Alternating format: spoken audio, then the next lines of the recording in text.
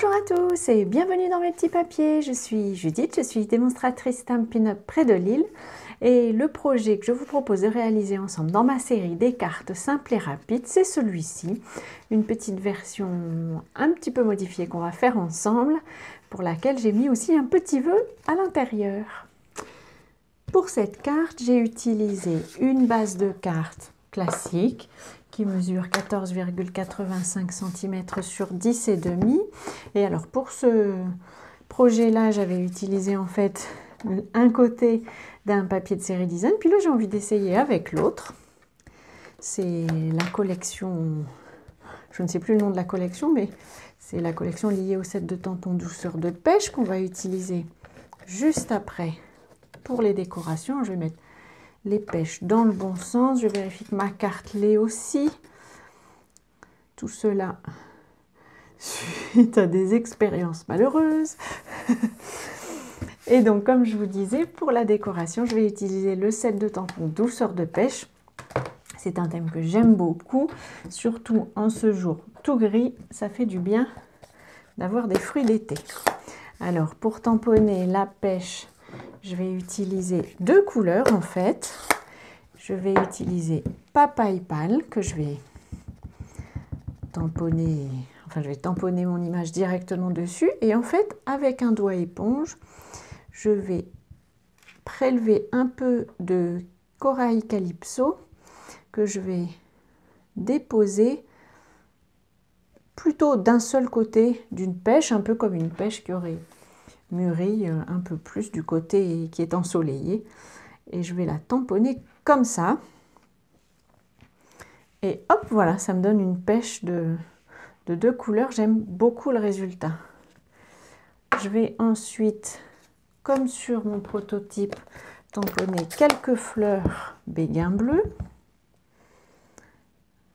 Un peu comme l'inspiration me guide. Et puis je vais aussi tamponner sur le dernier un souhait qui dit « Passe une belle journée ». Je trouve que c'est un souhait qui peut convenir à n'importe quelle situation. Comme mon papier décoré est différent, j'ai eu envie de mettre en valeur les images que je dépose sur du papier blanc. Et en fait, je leur ai préparé une sorte de matage en béguin bleu. Alors, de mémoire, mes petits papiers blancs mesurent 4 cm sur 5 et le matage mesure 4 cm et demi sur 5 et demi. Je vous confirmerai comme toujours tout ça en vous le mettant dans l'article du blog dont le lien se trouvera dans la barre d'infos et puis je le mettrai aussi directement dans la barre d'infos. Pour déposer ces décorations, je vais les mettre sur des mousses. Alors j'en ai plus de taille normale en blanc, alors je vais l'utiliser en noir. Je les utilise en fait assez peu celles-ci. Je ne sais pas pourquoi. Elles sont a priori un peu moins visibles. Je pense que je vais en mettre 4 pour être certaine que ça ne s'écrase pas.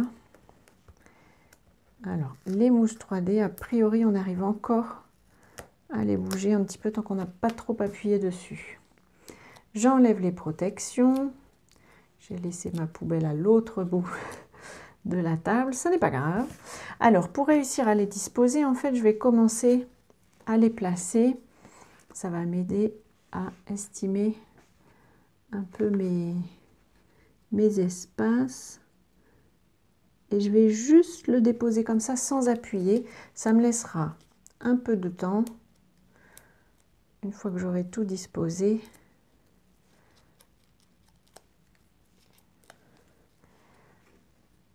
pour vérifier, un peu de temps pour vérifier que le tout est bien positionné.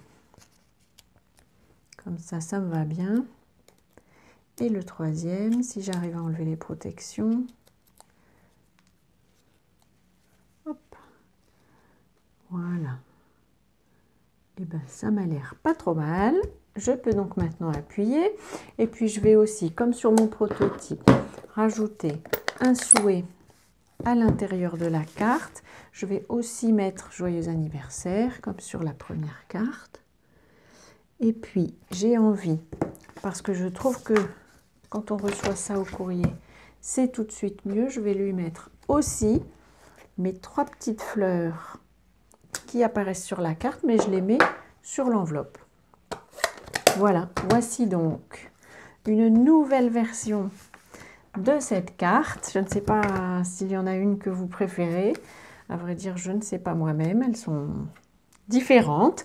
Voilà, j'espère que ce projet vous aura inspiré. Il peut être adapté avec beaucoup d'atmosphères et de thèmes différents, je pense. Je vous souhaite en tout cas, avant notre prochaine rencontre, de passer de belles journées créatives.